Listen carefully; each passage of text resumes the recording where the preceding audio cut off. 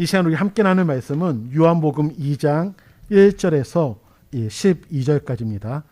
요한복음 2장 1절에서 12절, 신약성경 144페이지에 있습니다. 제가 먼저 1절을 읽겠습니다. 사흘째 되던 날 갈릴리 가나에 혼례가 있어 예수의 어머니도 거기 계시고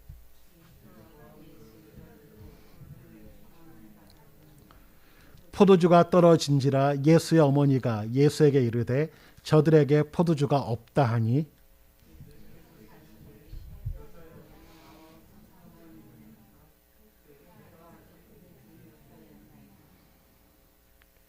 그의 어머니가 하인들에게 이르되 너희에게 무슨 말씀을 하시든지 그대로 하라 하니라.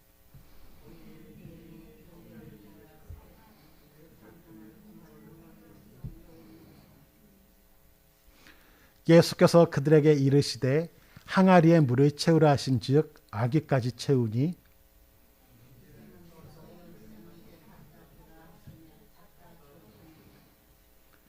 연회장은 물로 된 포도주를 맛보고도 어디서 났는지 알지 못하되 물 떠온 하인들은 알더라. 연회장이 신랑을 불러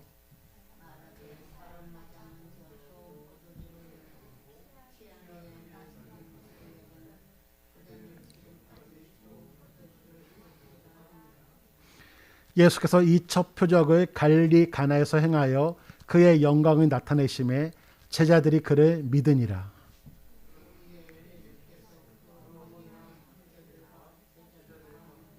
가버나움으로 내려가셨으나 거기에 여전하여 계시지는 아니하시니라.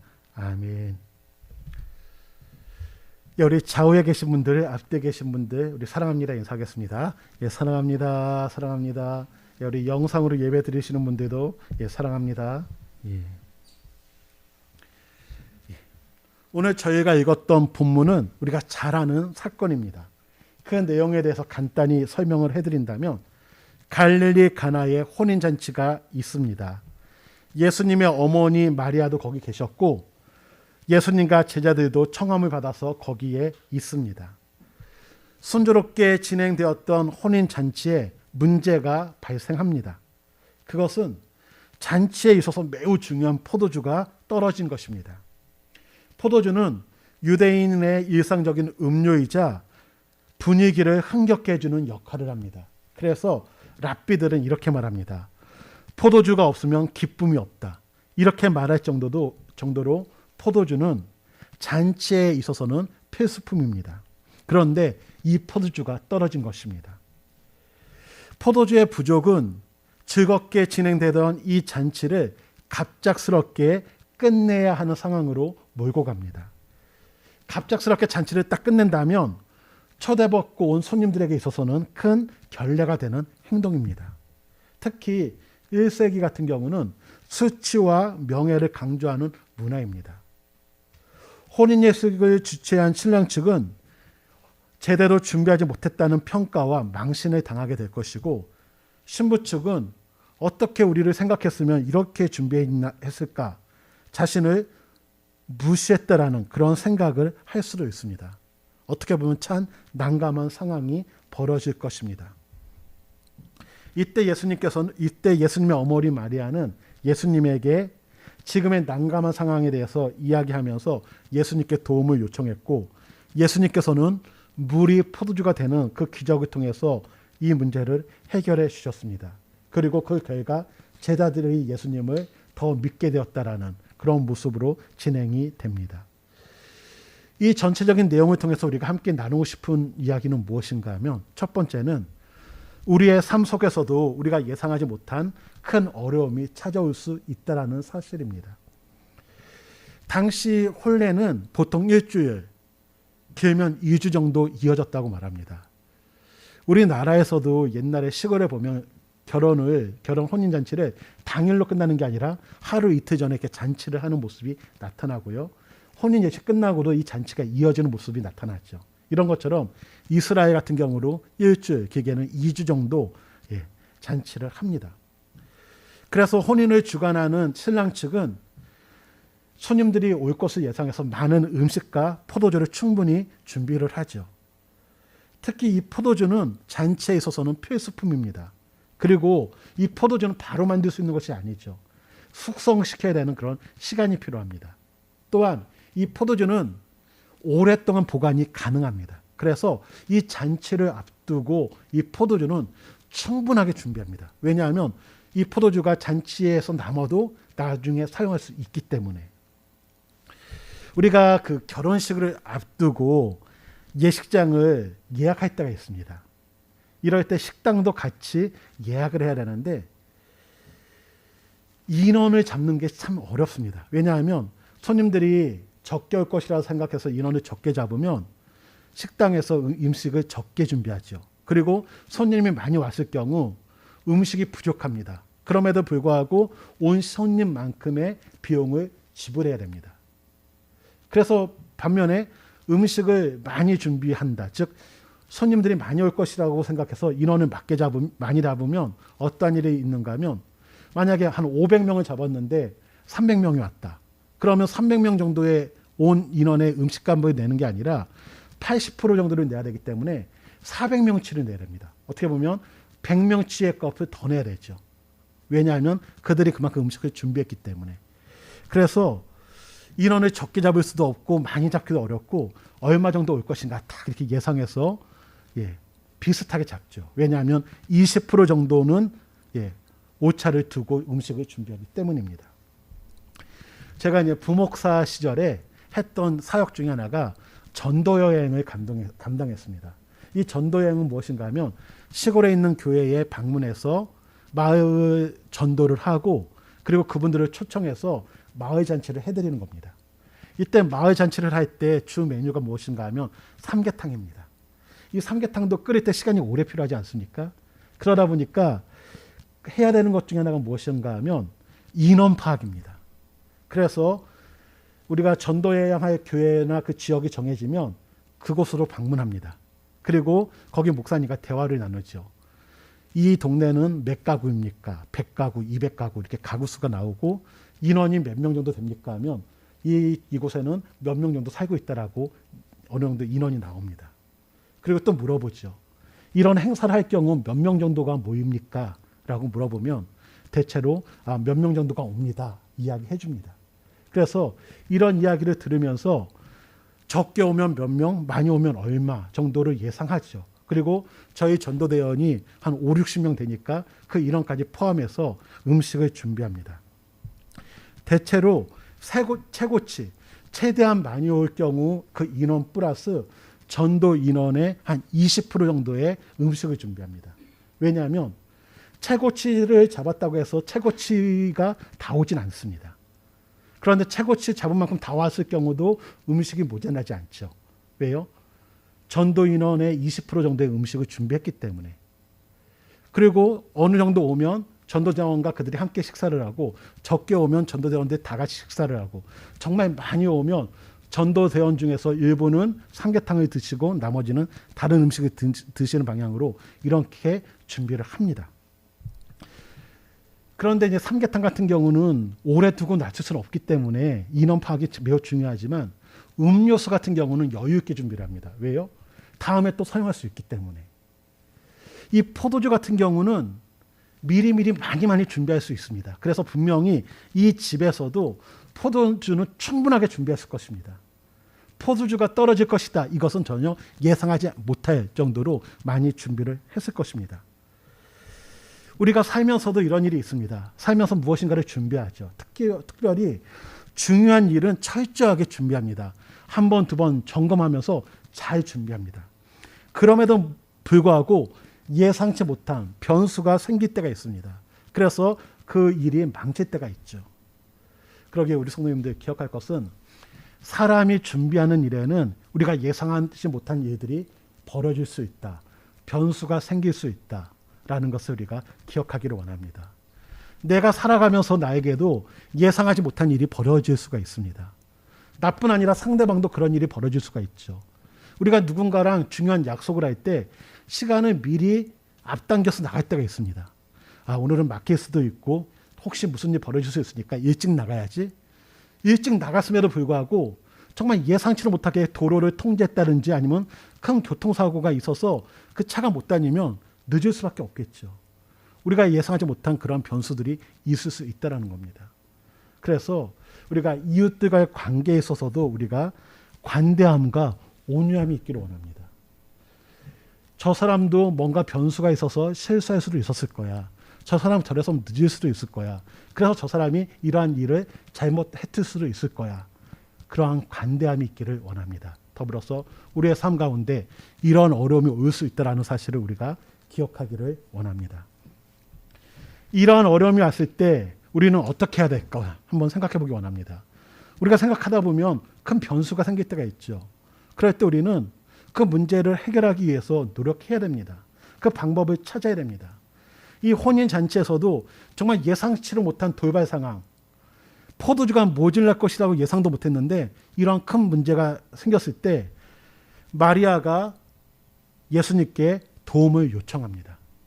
여기서 우리가 한번 생각해 볼 수 있는 것은 포도주가 떨어진 것을 마리아가 알고 있었다라는 것, 그리고 마리아가 이 일에 관여를 했다라는 것, 그리고 마리아가 하인에게 명령한 것을 봤을 때 이 마리아는 손님으로 와서 초청받아서 온 것이라고 생각하기보다는 가까운 친척의 결혼식이기 때문에 이 일을 돕고자, 이 예식을 돕고자 온 사람이라는 것을 우리가 어느 정도 예상할 수가 있죠.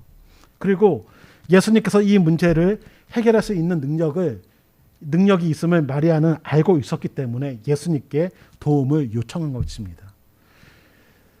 그 문제를 해결할 수 없는 사람에게 도움을 요청해봐야 의미가 없죠. 그런데 이 마리아는 예수님이라면 이 문제를 해결할 수 있다라는 그 믿음이 있었습니다. 그것을 알았습니다. 우리가 알다시피 마리아는 예수님을 성령으로 잉태해서 낳았습니다. 예수님이 어떻게 태어났는지 본인은 알죠. 그리고 천사의 말을 들었고 또한 엘리사벳의 말을 듣고 목자들, 동방박사의 말, 그리고 시몬과 선지자 예언, 안나의 예언 등을 통해서 예수님에 대해서 많이 들어왔고요. 또한 그는 예수님을 키우면서 일반적인 아이랑은 다르다는 것을 그는 많이 발견했습니다. 그렇기 때문에 그는 이러한 상황에서 예수님께 요청할 수 있었습니다. 아는 것은요, 중요합니다. 아는 것은 힘입니다. 아는 것은 경쟁력입니다. 아는 것만큼 사용할 수 있고 아는 것만큼 누릴 수 있습니다. 그래서 우리 성도님들 보면 어떤 분은 같은 기계를 가지고 잘 활용하는 분이 있습니다. 어떤 분은 그것을 잘 활용하지 못하기도 합니다. 우리 핸드폰 같은 경우도 어떤 분은 전화만 하는데 사용하는 분도 있는가 하면 어떤 분은 이 전화로도 사용하고 알람 기능으로도 시간을 보는 시계의 기능으로도 사용합니다. 또 어떤 분은 그것을 통해서 영상도 보고 컴퓨터처럼 사용하는 분도 계시죠.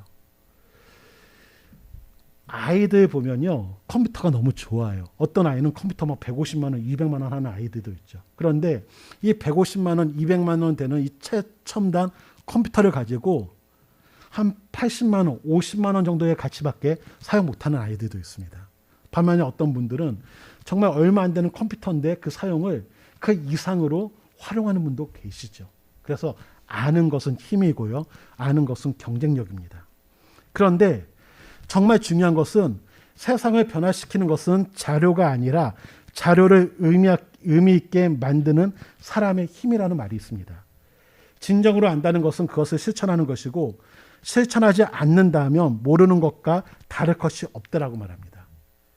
결과가 달라지기를 원한다면 우리는 움직여야 됩니다. 행동해야 됩니다. 움직이지 않는다면 결과가 없습니다. 예수님께서 그런 능력이 있다는 것을 알았다면 예수님께 도움을 요청해야지 가만히 있는다고 해서 그 문제는 해결되지 않는다는 겁니다. 그러기에 우리 성도님들, 나에게 있어서 부족함이 느껴졌다, 도움이 필요하다 하면 도움을 요청할 수 있기를 원합니다. 주님께 기도하는 모습이 나타나기를 원합니다. 기도를 통해 하나님께 도움을 구하기를 원합니다. 그래서 이 마리아는 예수님께 도움을 요청합니다. 그리고 나서 하인들을 불러서 이렇게 얘기하죠. 무슨 말씀을 하시든지 그대로 하라라고 말합니다. 이것은 예수님께서 하시는 말씀이 너에게 주어진다면 너의 생각대로 판단하지 마. 예수님의 말씀이 사리에 맞지 않고 이상하게 들릴지라도 이 일을 제기하지 말고 그냥 순종하라는 겁니다. 때로는 우리가 이럴 때가 있습니다. 내가 듣고 판단합니다. 하나님의 말씀임에도 불구하고 내가 판단하고 순종할까 순종하지 않을까를 결정할 때가 있죠. 이 하인들도 예수님께서 하시는 말씀이 뭔가 일리가 있다면 순종하는 것이 어렵지가 않습니다. 그런데 이 말이 이치에 맞지 않는다면 순종하기가 참 어렵죠. 그러기에 마리아는 예수님께서 어떤 말씀을 하시든지 무슨 말씀을 하시든지 그대로 순종하라고 하인들에게 당부를 합니다. 우리에게 있어서 용납하기 어려운 일을 시킬 때 우리는 그 일에 순종하는 것이 쉽지가 않습니다.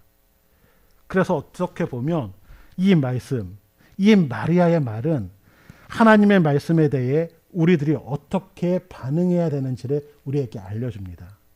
우리에게도 하나님께서는 야, 너가 머리로 판단하지 마. 너가 용납할 수 있는 것만 순종하는 거 아니야. 하나님의 말씀이라면 일단 순종해봐 라고 우리에게 말씀하고 계십니다. 그러기에 성도님들, 마리아가 하인에게 한 말이 성령님이 우리에게 하시는 말이라는 것을 기억하면서 내 생각을 내려놓고 하나님의 말씀에 순종할 수 있는 그런 모습들이 나타나기를 원합니다. 어떻게 보면 우리가 말씀에 순종하는 것은 참 어렵습니다. 우리가 잘 아는 나만이라는 장군이 있는데 그가 나병 환자입니다. 그런데 그가 하나님의 종에게 왔을 때 엘리사가 이렇게 얘기하죠. 요단강에 가서 7번 씻어라고 말을 합니다. 이때 이 나병에 걸렸던 이 나만은 이렇게 얘기하죠. 야, 문둥병 가서 7번 씻는다고 내 몸이 낫는다고? 그렇다면 오히려 더 깨끗한 우리나라에 있는 강에 가서 씻는 게 더 낫겠다라는 생각을 하죠. 그렇지 않습니까?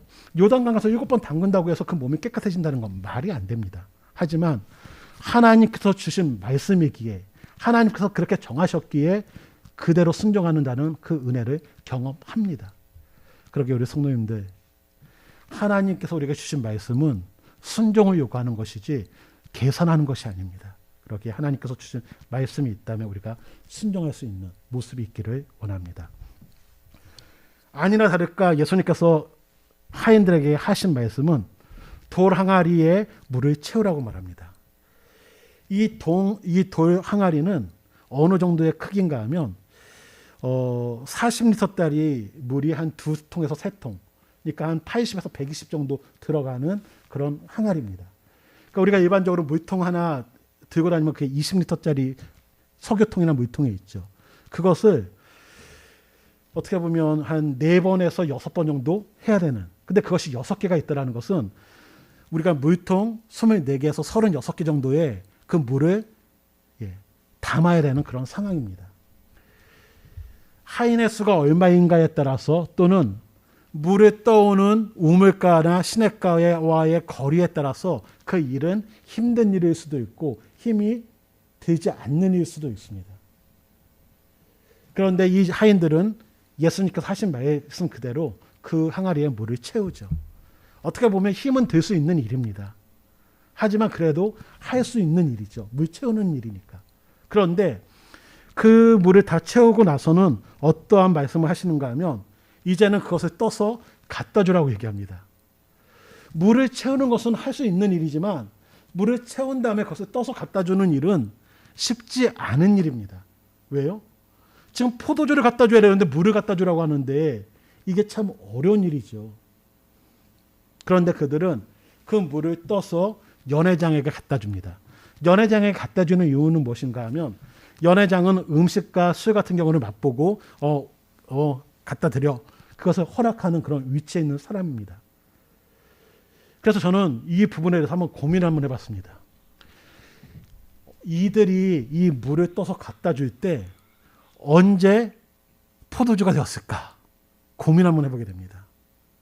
이들은 포도주가 된 것을 확인하고 갖다 줬을까? 아니면 물인 상태에서 갖다 줬을까?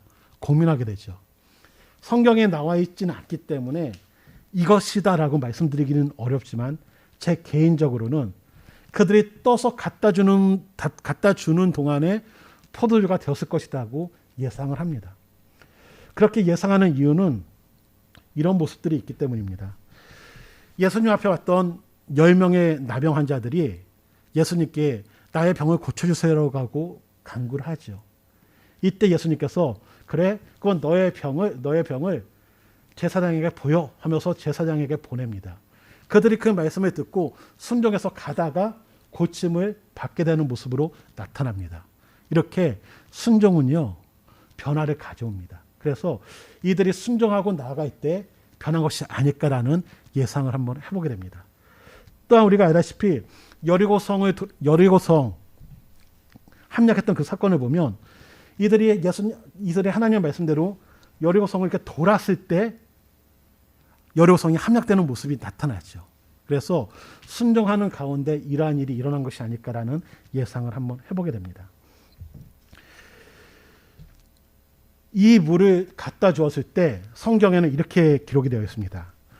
연회장이 포도주를 맛볼 때 물로 된 포도주를 맛보고라고 얘기합니다. 다시 말하면 그 연회장이 그것을 맛볼 때는 이 당시에는 그게 물이 아니라 포도주가 되었다는 것이죠. 여기서 우리가 기억할 것은 물이 포도주로 변했다는 사실을 우리는 기억하기를 원합니다. 물이 포도주가 되었다는 말은 다시 말씀드린다면 무슨 말인가 하면 바로 그 문제가 해결되었다는 겁니다. 지금 포도주가 없었기 때문에 포도주가 다 떨어져서 이 잔치는 그만둘 수밖에 없는 그런 상황, 난감한 상황이었습니다. 하지만 예수님께서 물이 포도주가 되게 하심으로 말미암아 그 문제는 해결되었습니다. 우리가 살다 보면 예상치도 못한 어려움에 봉착할 수가 있습니다. 그런데 이럴 때 우리 성도님들 하나님께 기도하기 원합니다. 또한 하나님께서 주신 말씀이 있다면 순종하기 원합니다. 하나님께서는 우리에게 응답해 주실 것입니다. 물이 변하여 포도주가 된 것처럼 이 어려운 문제가 해결될 것입니다. 그러기에 우리 성도님들, 우리에게 있어서 어려움이 있을 때 하나님께 그 문제를 가지고 와서 기도할 수 있는 귀한 분들이 되기를 원합니다. 그래서 순종은요, 하나님의 능력에 동참하는 축복이 될 것이고 하나님의 능력을 경험하게 되는 그런 수단이 될 것입니다. 우리가 알다시피 성경에 보면 이러한 일들이 많이 나오죠. 하나님께서 말씀하십니다. 그리고 그대로 됩니다. 그리고 그 모습을 보고 하나님은 좋아하십니다. 하나님께서는 노아에게 방주를 지으라고 말씀하시죠. 이때 노아는 그 말씀 그대로 준행합니다. 그대로 순종합니다. 그리고 하나님의 은혜를 경험하게 되죠. 아브라함도 하나님께서 말씀을 주셨고 그 말씀대로 준행함으로 말미암아 하나님의 약속을 경험합니다. 그러기에 우리 성도님들, 순종이 하나님의 도움을 경험할 수 있다. 하나님의 은혜를 경험할 수 있다는 것을 기억하기를 원합니다. 또한 더불어서 하인들이 그 말씀에 그대로 순종했을 때 물이 포도주가 된 것처럼 하나님의 말씀에 순종하셨던 예수님을 통하여 우리는 가치 있는 변화를 가지게 됩니다. 물이 포도주가 된 것처럼 죽을 수밖에 없는 우리가 하나님의 자녀가 되었죠.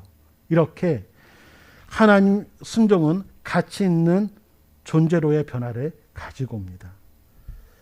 또한 이 잔치가 계속해서 이 기쁨의 잔치가 계속해서 이어지는 것처럼 이 가치 있는 변화는 기쁨이 되고 이 기쁨을 지속시킵니다. 그러기에 우리 성도님들, 물이 포도주로 변했다는 사실을 기억하기를 원하고요. 또한 내가 포도주가 되었다는 사실을 기억하기를 원합니다. 이 일에 대해 성경은 이렇게 얘기를 하죠. 이 일이 예수님의 첫 번째 표적이라고 말합니다. 이 표적이라는 것은 일반적인 일이 아니라 기적이다, 이적이라는 것과 동일합니다. 하지만 차이점이 있다면 기적과 이적은 신기한 일이다, 불가사의한 일이다 라고 말할 수 있다면 이 표적은 이유가 있다, 목적이 있다는 겁니다. 이러한 기적을 일으킨 목적이 그 안에 숨겨져 있다는 것이죠. 다시 말하면 예수님께서 물이 포도주가 되시게 하신 이유는 이 잔치에서 벌어졌던 어려운 문제들을 해결하는 것으로 끝나는 것이 아니라 더 큰 목적은 무엇인가 하면 이것을 통해서 내가 그리스도이심을 드러내신 것이고 이것을 통해 제자들이 예수님을 믿게 되었다는 겁니다. 그래서 우리가 기억할 것은 우리가 어려운 일들이 벌어질 때가 있습니다. 그리고 그 어려운 문제를 가지고 하나님께 나아가게 되죠. 이럴 때 우리 하나님께서는 그 문제를 해결해 주실 것입니다. 그런데 이 문제를 해결해 주시는 이유가 무엇인가? 그렇죠. 1차적으로는 우리를 사랑하기 때문에 그 문제를 해결해 주십니다. 그러나 더 큰 이유는 무엇인가 하면 그것을 통해서 우리가 하나님을 바로 알고 더욱더 하나님께 가까이 가기를 원하시는 하나님의 마음이 있다라는 겁니다. 이 문제를 통해서 우리가 가지고 있는 이 문제들을 통해서 우리 하나님께서는 우리로 하여금 하나님을 알기를 원하시고 하나님을 믿고 더욱더 하나님께 가까이 나아가기를 원하고 계십니다. 그러기에 우리 성도님들, 내가 가지고 있는 문제가 있다면 그 문제를 가지고 하나님 앞에 나오기를 원합니다. 하나님께서는 그 문제를 해결해 주실 것입니다. 그리고 그 문제를 통해서 더욱더 하나님께 가까이 가기를 원하고 계십니다. 말씀의 결론을 맺고자 합니다. 하나님의 말씀에 대한 순종은 변화를 가지고 옵니다. 변해야 되죠. 지금 이 사회에서도 지금 한국교회의 변화가 요구되고 있습니다. 지금 코로나19로 인해서 한국교회들이 많이 욕을 먹고 있습니다. 그런 가운데 교회는 변해야 됩니다. 어떻게 변해야 되는가? 가치 있는 변화가 나타나야 되죠. 이 가치 있는 변화는 어떠한 무엇을 통해서 이루어지는가 하면 하나님 말씀에 대한 순종을 통해서 이루어집니다. 더욱더 우리 한국교회들은 말씀을 통해서 우리를 점검해야 됩니다. 본인을 점검하고 교회가 교회를 점검함으로 말미암아 말씀대로 가고 있는가 교회들은 점검해야 되고, 이 말씀을 통해서 하나님이 원하시는 더욱더 가치 있는 변화가 나타나야 됩니다. 이 가치 있는 변화는 기쁨이 됩니다. 나에게도 기쁨이지만 내 주변에 있는 분들에게도 기쁨이 된다라는 사실을 기억하기를 원합니다. 물이 포도주가 됨으로 말미암아 그 잔치에 있었던 사람들은 계속해서 그 기쁨을 누립니다. 내가 포도주가 되면 내 주변에 있는 사람들이 행복해집니다. 그래서 우리 성도님들, 다른 사람 보고 너 변해, 너 때문이야 라고 말하기보다는 내가 변해야겠다. 내가 변하면 우리 가정이 바뀌고, 내가 변하면 내가 속한 공동체가 바뀌구나. 나로 인해서 내 주변에 있는 분들이 기쁨을 누리는구나. 그러기에 나의 변화는 나의 기쁨과 나와 함께하는 분들의 기쁨이 된다라는 사실을 우리가 기억하기를 원합니다. 변화로 가는 게 쉽지는 않습니다. 그러나 우리가 하나님 말씀에 순종하면서 나아갈 때 우리는 그 변화를 경험하게 될 것입니다. 그러기에 우리 성도님들, 내가 살아가면서 어려움이 있을 수가 있다. 그러나 이 어려운 문제가 있을 때 이 문제를 가지고 하나님께 나아오기를 원합니다. 또한 이 문제를 통해서 더욱더 하나님께 가까이 가시고 더불어서 하나님의 기쁨이 되는, 또한 이웃들에게 기쁨을 줄 수 있는 귀한 분들이 되시기를 주님의 이름으로 축원을 드립니다. 이 시간 우리 같이 한번 찬양하기를 원하는 노래가 있는데, 나 주님의 기쁨 되기 원하네라는 찬양 우리 같이 찬양하겠습니다.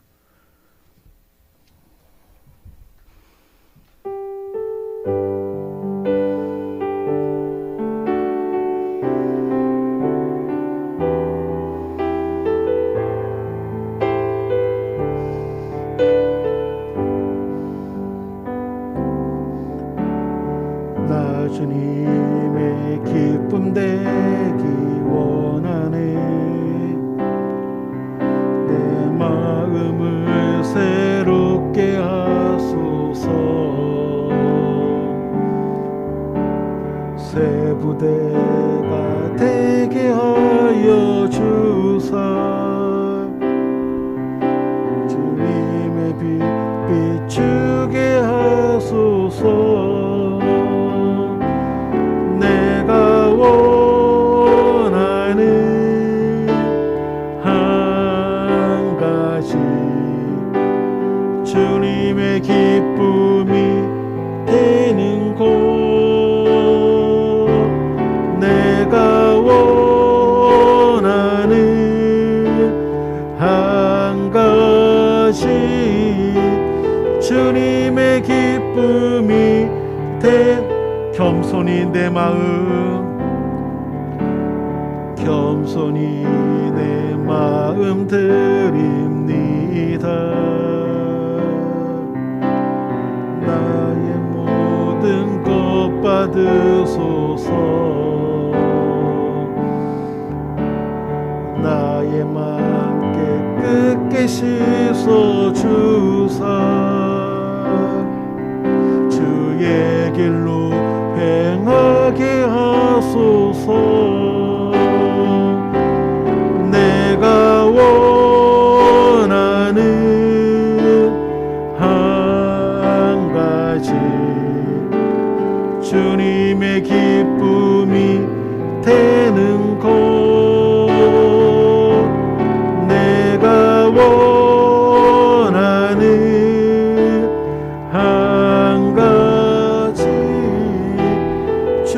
주님의 기쁨이 내가 원하는 한 가지,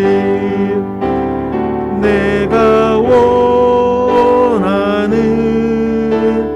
한 가지, 주님의 기쁨이 되는 것, 내가 원하는 한 가지, 주님의 기쁨이 되는 것. 이 시간 우리 함께 기도하기 원하는 것은, 우리가 살다 보면 어려운 일이 생길 수밖에 없습니다. 이럴 때 우리 주님께서는 그 문제를 가지고 하나님께 나오기를 원합니다. 우리 하나님께서는 그 문제를 해결해 주실 것입니다. 또 우리 주님께서는 그 문제 해결을 통해서 더욱더 하나님을 알고 하나님을 믿기를 원하십니다. 하나님께 가까이 오기를 원하십니다.